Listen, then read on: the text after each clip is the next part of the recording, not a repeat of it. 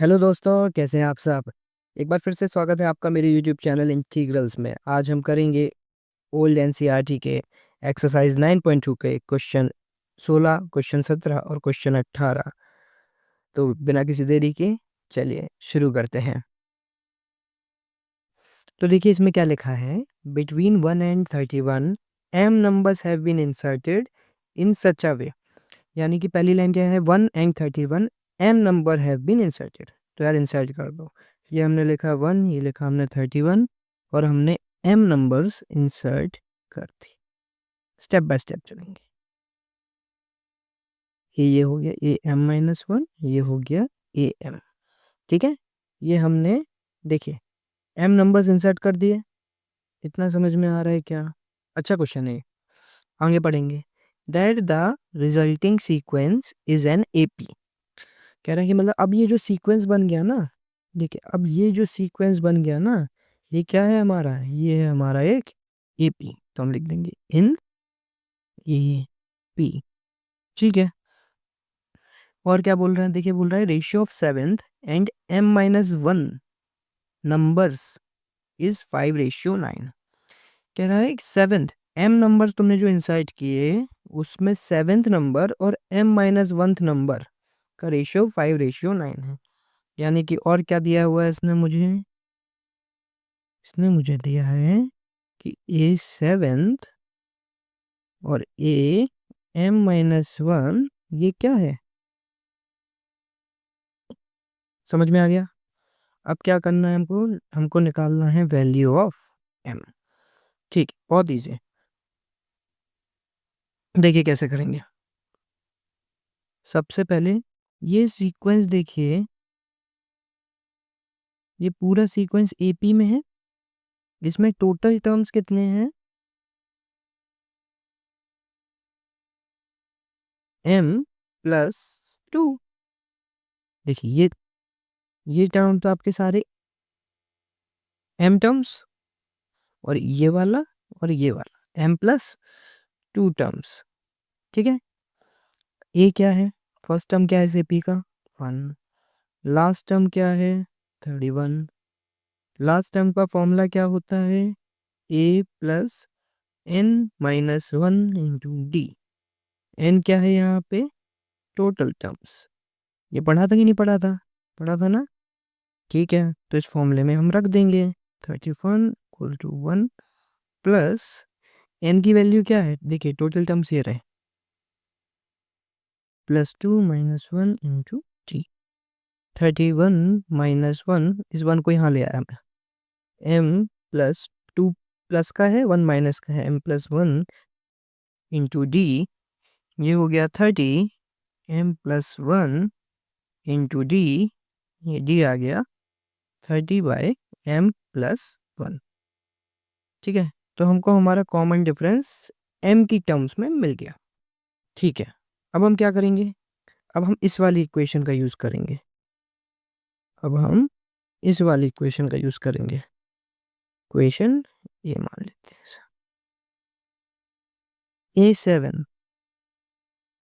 A7 चलो निकालने की कोशिश करते हैं।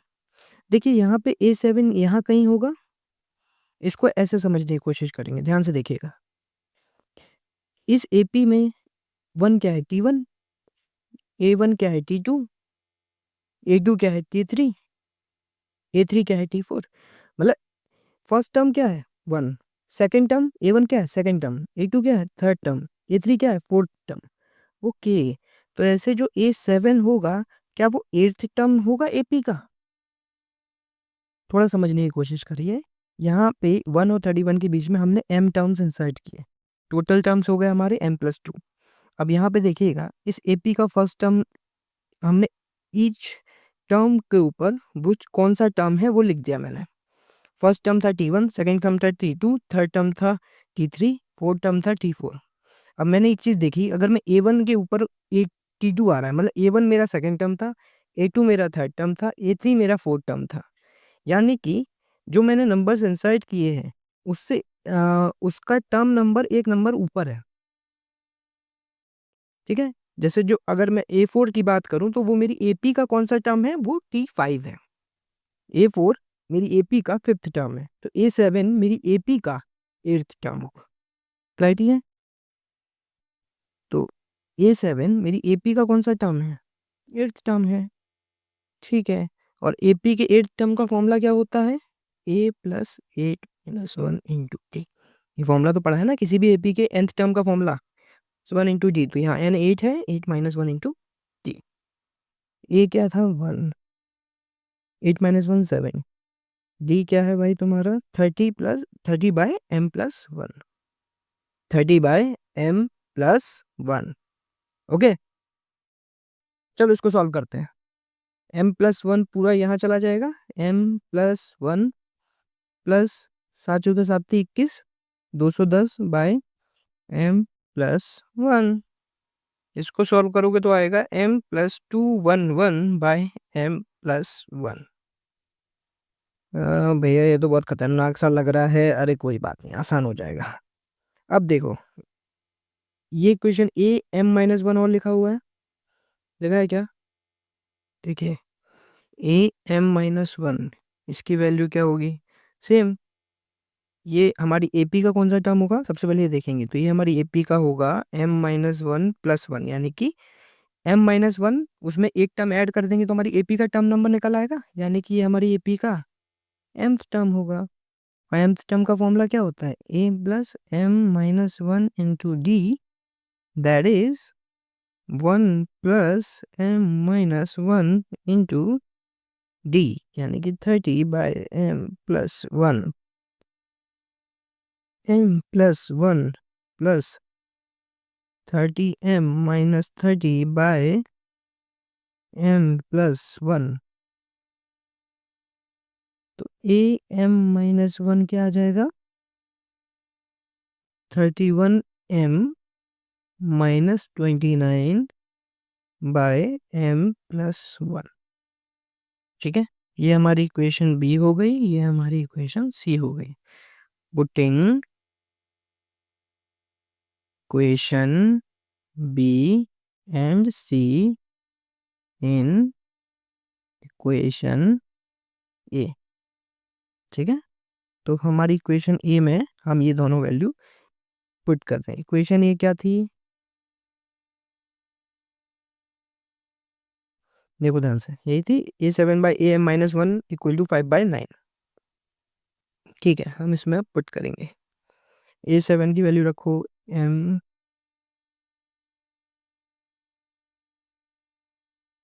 प्लस 211/m+1 बाय AM-1 की वैल्यू रखो 31m-29/m+1। ये आ गया आपका 5/9। इससे ये कट गया। ओके, तो 9m प्लस 991,899 515m-145। ठीक है,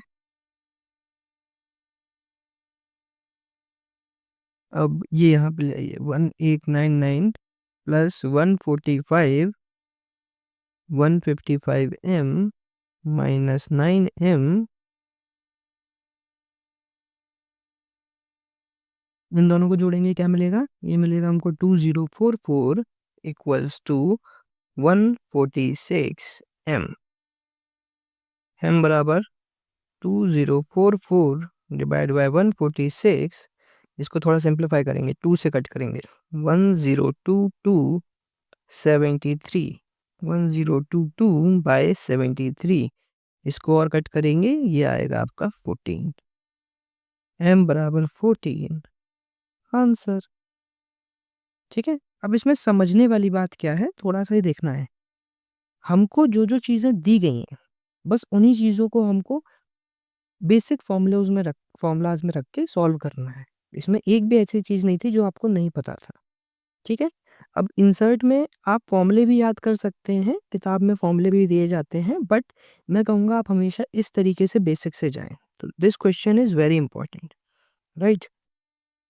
बिकॉज ये एम अर्थमेटिक मीन्स को इंसर्ट करने वाला क्वेश्चन है दो नंबर्स के बीच में, बट मैं कभी भी उसको उस तरीके से सॉल्व करता ही नहीं हूँ। मैं हमेशा बेसिक से जाता हूँ। अगर आपके बेसिक्स क्लियर हैं तो ये आप आसानी से कर लोगे। ठीक है? ओके, नेक्स्ट क्वेश्चन पे चलते हैं।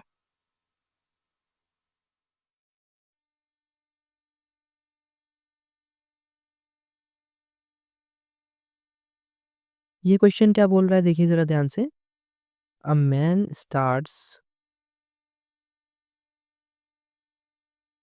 ये बोल रहा है a man starts repaying a loan as first installment of rupees 100. If he increases the installment by 5 rupees every month, what amount he will pay in the 30th installment? तो क्या करना है देखते हैं। ठीक है,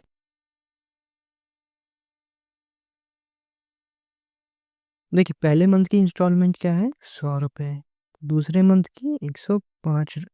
ठीक है, क्योंकि अगले मंथ 5 रुपये उसने बढ़ाया, हर मंथ 5 रुपये बढ़ाता जा रहा है। उसके अगले मंथ की 110, ये जाते जाते जाते बढ़ती चली गई। ठीक है, हमसे पूछ रहा है कि वो 30th मंथ पे जो इंस्टॉलमेंट है वो क्या है।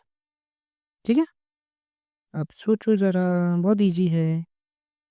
5 रुपये हर दिन बढ़ा रहे हो तो ये क्या सीरीज हो गई, एपी हो गई ना। आप हर महीने 5 रुपये बढ़ा रहे हो, यानी कि इसमें से इसको घटाओगे तो 5 आएगा, इसमें से इसको घटाओगे तो 5 आएगा। बेसिकली आप एक स्पेसिफिक अमाउंट ऐड करके दे रहे हो, है ना। तो ये सीरीज कैसी हो गई, अर्थमेटिक सीरीज ऐसी दिख रही है क्या। 5 रुपये, इसमें से एक घटा रहे हैं, 5 आ रहा है इसमें से। ठीक है, तो ए क्या हो गया 100, डी क्या हो गया 5। अपने को क्या निकालना है 30th मंथ पे कौन कितना देंगे, यानी कि T30। देखिए ना, ये T1 हो गया, ये T2 हो गया, T3 हो गया, तीसरे मंथ का T3, 30th मंथ का T30।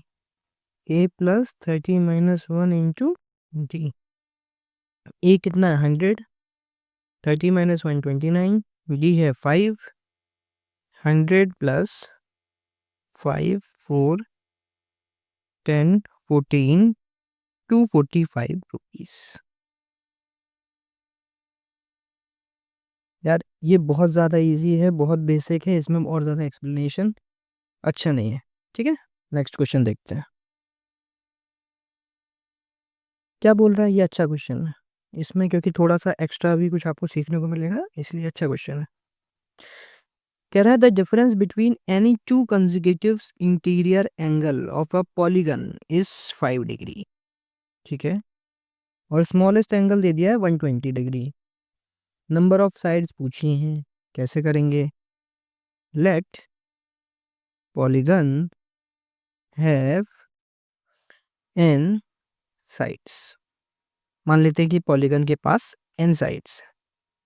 ठीक है, ठीक है। If a polygon have N sides then number of interior angles, ये कितने होंगे। किसी भी पॉलीगन में उसके जितनी साइड्स होती हैं उतने ही उसके नंबर ऑफ इंटीरियर एंगल्स होते हैं।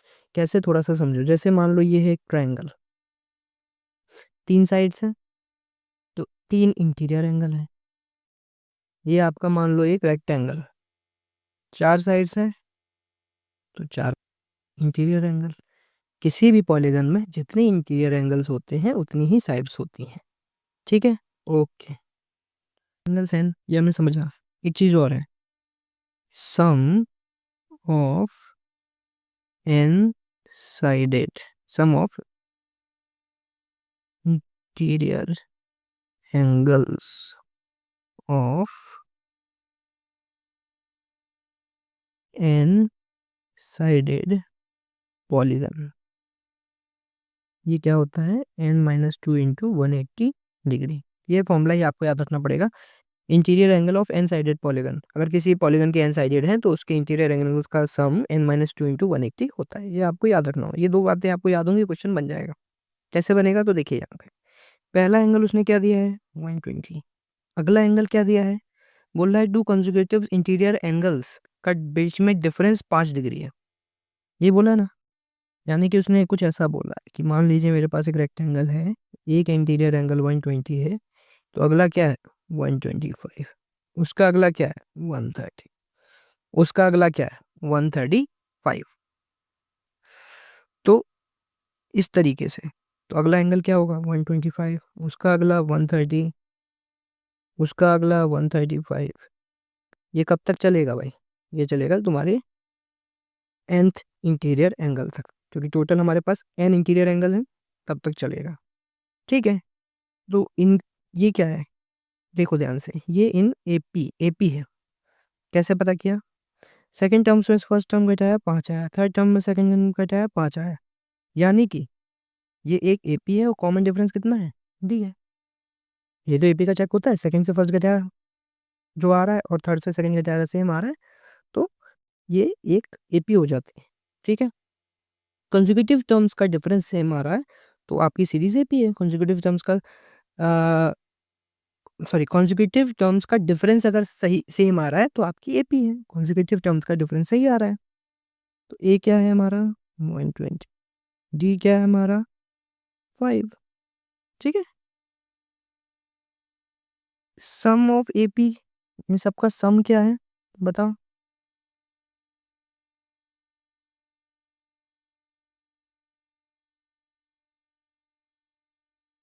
इन सारे एंगल्स का सम क्या है?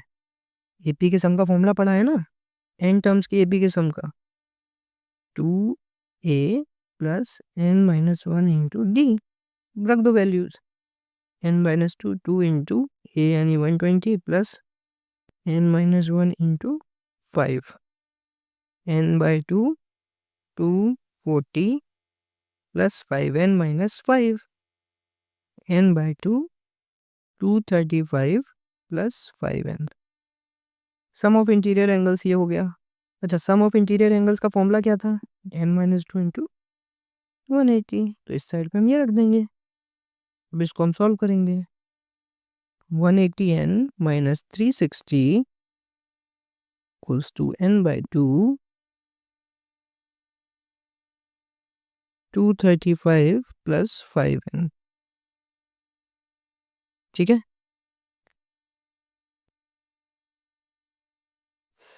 360n minus 720 equal to 235n plus 5n square. ठीक है, सारे टर्म्स को आप यहाँ ले आओ, तो 5n square plus 235n minus 360n plus 720। मैं सबको यहाँ पे ले आया हूँ, इसको ले आऊँगा तो कोई प्लस हो जाएगा, इसको ले आऊँगा तो ये माइनस हो जाएगा। ठीक है, नाउ 5n स्क्वायर 360 में से 235 घटाओगे तो कितना बचेगा?